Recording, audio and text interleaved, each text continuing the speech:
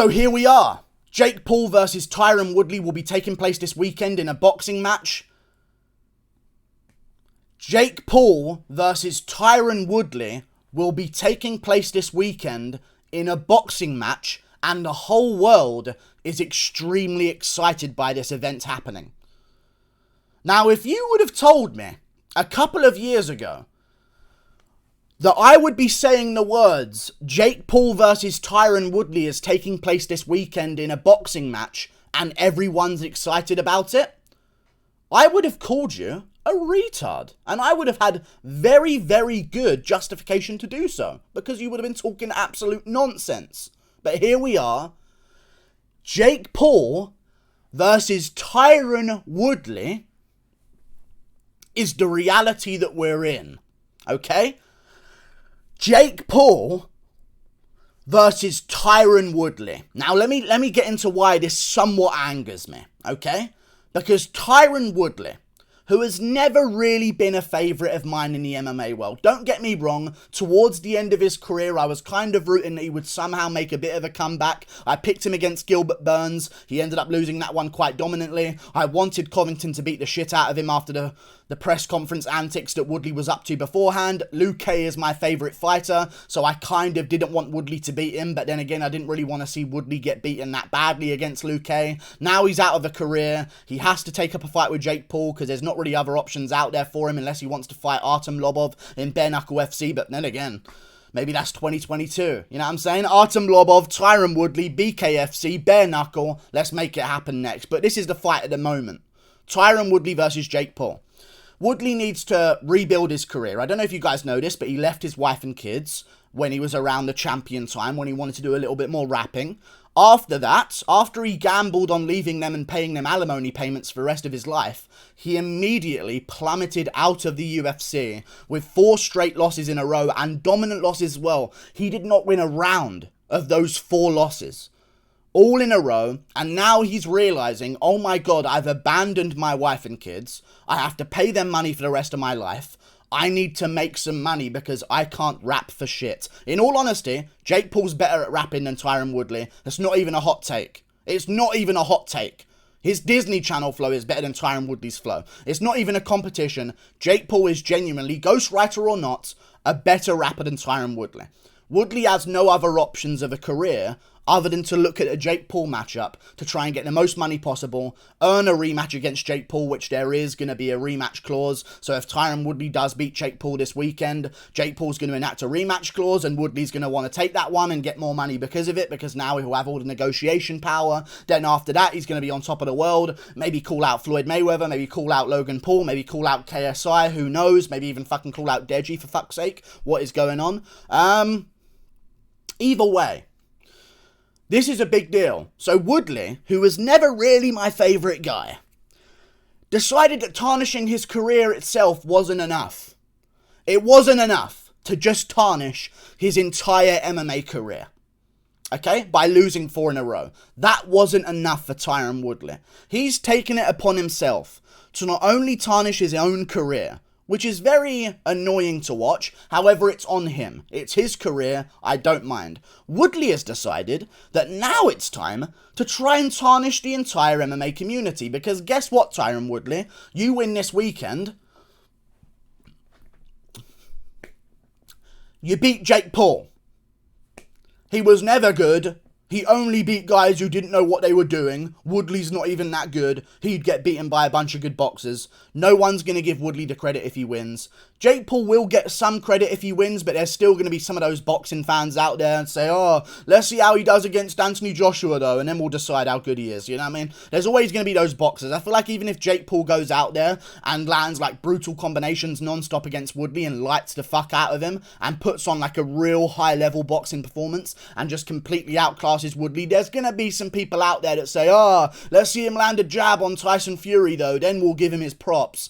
But even still, Woodley has nothing to gain, really. However, he does have some stuff to gain. Black people on Twitter will love Tyron Woodley for beating Jake Paul for the culture, of course, as they call it. Whatever that means. We know what it means. Either way, he'll get a lot of credit on Twitter from those communities that will be rooting for Tyron Woodley, very much so indeed, against Jake Paul. Okay? Let's just put it that way. Tyron Woodley is gonna lose this weekend, in my opinion. I discredited Jake Paul.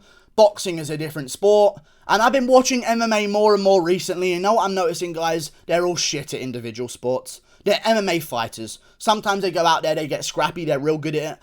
Usman was a champion and he figured out how to jab. You know what I'm saying? And listen, Usman figured out how to jab long ago in his career. Right into those fucking deltoids, right into that fucking head, and right into those fucking thighs and abdomen area.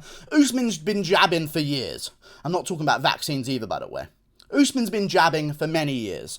But Usman is a champion in the UFC. And after a defense or two, he figured out how to jab. That's the kind of level of skill we're talking about in MMA here. I'm not trying to discredit the entire MMA world. Don't get me wrong. There are some great fighters out there. There really, really are. But in terms of individual sports within MMA, I don't think they can ever be better than someone who is focusing on that one aspect of a fight their entire life.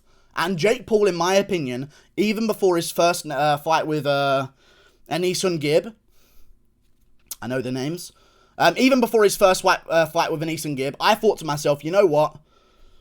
He's probably been boxing for a little bit longer than the rest of these YouTube guys. Even against Deji. Listen, Deji was tough in that fight. Jake Paul was just a little bit technically better than him. But as soon as I saw him against Anisun Gibb, I was like, okay, this isn't like 6 or a year. This isn't 6 months to a year of boxing training. The way he's going out there, landing counter hooks, he's definitely had some experience. Now, I picked Ben Askren to beat Jake Paul. And I don't know why I did that. Because I guess I just assumed that maybe, as an undefeated at one point MMA fighter who was a champion in multiple different organizations, maybe, just maybe, Ben Askren just didn't want to strike all of those years, and that's why it looked so badly. And maybe the guy who is such a credentialed MMA fighter with a bunch of championship belts to prove it would come in, would learn how to box a little bit, and beat the brakes off Jake Paul. However, that did not happen whatsoever, and Jake Paul ended up getting a first round finish, and it was by early stoppage as well. I don't think Woodley's going to be able to beat Jake Paul, and not to mention, guys, just point out the elephant in the room here. I know that Jake Paul lies about saying that he's 6'1", 6 foot tall, 6'2". I get it, he's lying about all of that. Jake Paul's about 5'11", but he's still a massive guy, and Woodley is tiny. I think Woodley's about 5'8". It lists him at 5'9", but I swear to God, every single weigh-in I see him at, he's getting shorter and shorter, it seems like, okay? There's some spinal decompression that needs to go on in Woodley's life, because I swear he's getting shorter, okay? He's about 5'8", realistically, okay, in the evenings. Maybe first thing in the morning after 10 hours sleep, Tyron Woodley's at 5'9", but let's just say he's about 5'8", and Jake Paul's about 5'11". Jake Paul is about 20 pounds bigger than Woodley. And these are all things you can't ignore, and Jake Paul's been boxing for longer than Woodley. I know that Woodley has done some boxing training in his camp. I don't think I'm going to be picking him here. And you know what I've noticed about the MMA community as well? I think they just... I saw Faraz Sahabi do something about this. Don't get me wrong, Jake Paul's probably on Saturn. You know what I'm saying? Woodley's probably on Saturn. Are we trying to deny that reality? Woodley was on... Look, hey, if you're a boxing fan or a Jake Paul fan and you're somehow 8.5 minutes still into this video, somehow, I have no idea how. If you're still in here, type in the words, Tyron Woodley Strikeforce. Woodley's been on shit in his career, okay? Woodley's shoulders at one point used to have the objective of eating his neck whole. That was a real thing in his career, okay?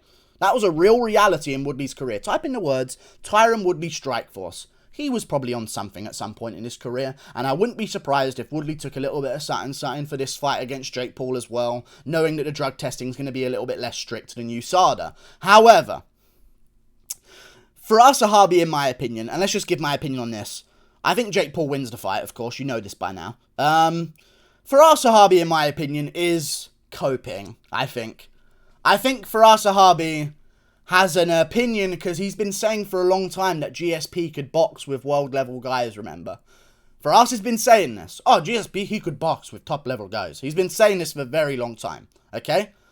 I have a feeling that he's coping so that if Jake Paul does win with explosive fashion in the first round by 1-round KO, he's going to say, well, that's what happens when you're on roids. That will be his excuse. I think Jake Paul's just a bit better at boxing than Woodley. And I'll tell you this as well. Woodley's a fucking pussy bitch, dude. Let's not get it twisted, man. Woodley ain't a fighter, man. He ain't going to go in there and get rocked and start... listen, he showed good fight against Luke, don't get me wrong. He went out there, he rocked Luke at one point. He had a bit of scrap in him. I can just so easily see, though, him just fucking backing his ass up against the ropes the whole time. Listen, I know there's going to be some aggression out there, but I think, no, that moment of aggression is going to be few and far between for Tyron Woodley in this matchup. I can see him backing up against Jake Paul, getting tagged a couple of times. And let's not forget, man, Woodley is not really fading that much in his career. Listen, his body type is changing. He's definitely off roids that maybe he was once on. Or maybe he's just losing testosterone naturally as an aging male in his late 30s. Who knows? But, like, Woodley did the same thing in his losses, in his wins. Against Maia, he backed up the whole time, defended takedowns, and looked for big overhands, and sometimes found them. Against Wonderboy, he backed up the whole time and waited for overhands. That's all he did the whole fight. Against Darren Till, he backed up the whole time and waited for overhands. Eventually, he landed one and got the win because of it. Against Rory McDonald, he backed up the whole time and looked for overhands, and he lost because of it. He got outboxed. Rory McDonald was putting 1, 2, 3 combinations on him, going to the body, going back up to the head afterwards, mixed in some grappling as well. Against Jake Shields, Tyron Woodley backed up the whole time, looked for overhands. I feel as though Jake Paul's going to beat him, because he's much bigger, he's younger, he hasn't taken any damage. I mean, maybe he has, I don't know what he gets up to in his free time, but he hasn't taken any real damage in his career so far, other than a bit of a bloody nose against Deji at one point. But either way, Jake Paul's going to KO Woodley. And I don't think he's going to KO him. You know what I'm going to call happening? Early stoppage, Woodley gets dropped. I see Woodley getting dropped at one point in this fight. That's my opinion. I think he will get dropped. He's a little bit way smaller. Not a little bit. He's way smaller than Jake Paul. He's going to look way smaller. He's going to look like a Nate Robinson that kind of knows what he's doing. You know what I'm saying? That's what I think he's going to look like. He's going to look like a Nate Robinson with a bit of a jab, in my opinion. Maybe he goes out there, has some explosive bursts, lands a couple of shots on Jake Paul, but I think eventually, in those explosive bursts, after backing up for a bit, parrying some shots, being defensively aware, and having the commentary talk about, oh my god, Woodley, immediate improvements from the Ben Askren fight that we're seeing here in levels of competition, and Woodley's parrying a couple shots, looking for a jab, shimmying forward a little bit. I can see that happening for a long time as Woodley backs up. Then I think there's going to be a couple of moments in the first round where Woodley starts blitzing forward, looking for a big exchange, trying to land big overhands on Jake Paul. Maybe he lands a couple of them on a closed up guard of Jake Paul and he starts feeling himself a little bit, starts getting a bit confident, goes in for another aggressive push, and I think he's going to underestimate Jake Paul on the counter attack, and I think Woodley's going to be unloading a little bit, looking for big shots, and I can see Jake Paul Luke-ing him. If you remember what Luke did, Woodley had him on the back foot for a second. Woodley starts going for it. Luke catches him in the middle of those combinations. I think I see Woodley getting a bit heated for a second. Oh my god, I've landed a good combination. I'm going after Jake Paul. Here it is, here it is. Here's my whole career. That's like 6 months of alimony payments right there. Here they come. Oh, my kids are going to have a real good Christmas this year without me in their life, because who cares about them? I'm a fucking deadbeat dad. Either way, I'm going to pay those alimony payments. I'm coming for it. Bonk. And he gets put down. And then afterwards, he's a little bit wobbly. He gets back up. He goes, knocked down a bit. And then the ref goes, it's over. Even though Woodley may be able to continue, I don't see the referee seeing Woodley get dropped badly and not stopping it there. In a low-level fight like this, in terms of their eyes, even though it's a massive super fight, it's still it's a low-quality fight. You know what I'm saying? It's not a championship bout, even though there's a lot on the line. Ben Askren got back up after that knockdown, walked towards the referee like this, like he's ready to go, says, yeah, I'm good, to the referee. The ref just calls it off. If Jake Paul knocks down Woodley, it's over. And I think he will knock down Woodley. I think he knocks him down with a check hook at the end of the first round once Woodley gets a little bit too aggressive. And that's that. MMA community fucked. Thanks, Woodley! You fucking cunt! Couldn't just end your own career, dude. Had to fucking bring us down with you. Thank you, dude. Thank you so much, Woodley. It's okay, though. I'm going with Jake Paul. I hope I'm pleasantly surprised. But honestly, I wouldn't mind if Jake Paul wins. I think it would add some spice. I think if Jake Paul wins this one, he's got chances against Nate Diaz. Oh, I'm going to end it on this take. Oh, this is a Stephen A. Smith, if I've ever seen one. If Jake Paul wins this one, yeah, I don't care what anyone says, he beats Mike Tyson in 2022. Tyson's an old man, yeah, and he didn't look good against Roy Jones. I reckon he's got chances against the older... Like, look at Logan Paul, Floyd Mayweather. Maybe not Mike Tyson. I'm sorry, he's a heavyweight. He's actually bigger than Jake Paul. Jake Paul might just shit himself and just get KO'd. Either way,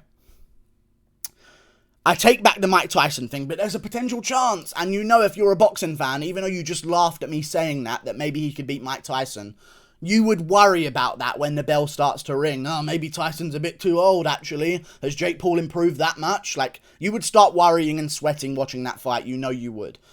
Watching how reasonably competitive Logan Paul versus Floyd Mayweather was, and I know that maybe Floyd wasn't trying as hard, but in my opinion, Logan scored 2 rounds of that fight.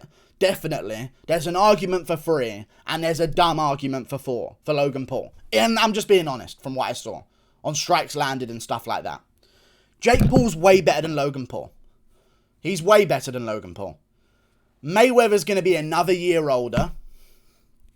Another little bit less motivated. You know what I'm saying? I could see Jake Paul in 2022 going after Floyd Mayweather, and fuck it, maybe he beats him. Maybe he does. He's way better than Logan. I don't know.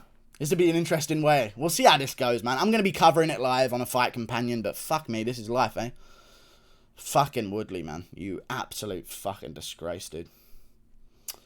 I don't know what he's going to do after this. It's got to be lob off in bare knuckle. It has to be. That's the only thing I can think of. See you later, guys. Toodle pip. Click that button up there. Toodle pip. Again, I'll see you later. This is life.